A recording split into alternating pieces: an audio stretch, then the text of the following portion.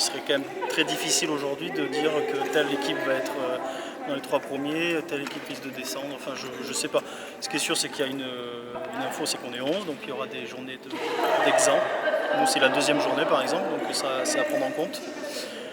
Et puis sinon, on peut imaginer que les équipes qui étaient devant, enfin qui étaient dans les 5 premières l'année dernière vont peut-être être toujours devant, mais il y a toujours des surprises.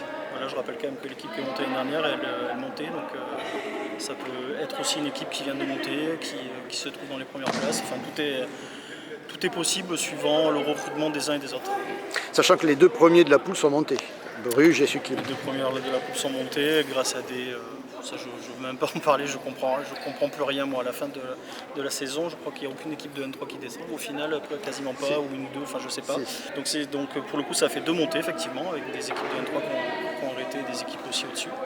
Donc voilà, est-ce qu'il y aura 2 montées dans chaque poule, la poule A et la poule B, ça va dépendre des descentes de la N2. Donc il faut assez vigilant. Voilà. Oui, Pamela. On garde la même ossature, toutes les filles sont restées. Je suis assez content qu'il n'y ait aucune fille qui soit partie dans un autre club. On a 1 ou 2 filles qui arrêtent pour des raisons X, Y hors du handball. Mais donc on garde les mêmes filles. Et puis on a 5 filles qui arrivent de l'extérieur, qui étaient licenciées l'année dernière. Et puis des filles qui reviennent de blessures ou d'arrêt, qui vont venir intégrer le groupe de la ligne. Est-ce que ça veut dire que le projet de jeu évolue? Non, le projet de jeu il reste le même que l'année dernière. Je conçois une équipe qui court. Là, on a commencé cette séance par de la défense étagée. Donc, je veux qu'on récupère des ballons en défense, je veux qu'on défende fort et qu'on monte tous les ballons. À peu près ce que tout le monde va dire, va te répondre, mais nous, il faut que ce soit dans notre ADN. L'année dernière, ça a bien marché. À la fin, les équipes qui nous jouaient savaient qu'elles allaient courir. Donc il faut que ça continue pareil. Donc on a aussi essayé de recruter des filles qui étaient un peu déjà sur ce projet-là. Sachant qu'il y a quand même pas mal d'arrières qui arrivent. Il y a pas mal d'arrières, la concurrence va être forte.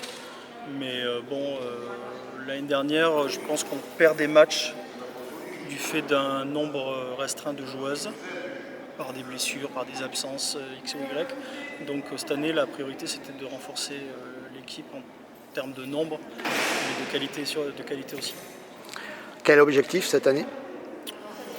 L'objectif tous les ans c'est de faire mieux que l'année d'avant. L'année d'avant on finit 3e avec 5 défaites je crois. Donc si on finit 3e avec 2 défaites, ce qui est quand même peu probable, mais voilà, on va essayer d'être 2e, 1er, je sais pas, j'en sais rien. J'ai pas envie de dire on joue la montée, ça veut rien dire jouer la montée. Je pense que les 11 équipes du championnat veulent monter. Je crois pas qu'il y ait un coach qui va dire ah non moi je veux pas monter. Il y en a qui vont dire qu'ils veulent se maintenir. Il y en a qui vont dire qu'ils vont se maintenir, mais des fois tu veux te maintenir et puis tu finis vite fait 3e ou 4e. Donc voilà. Nous on veut prendre du plaisir, s'améliorer et être mieux que l'année dernière, donc mieux que 3e au niveau sportif. L'ambiance est top, l'équipe est top. Et avec du travail, avec des entraînements solides, on ne sera pas très loin, j'espère, du podium.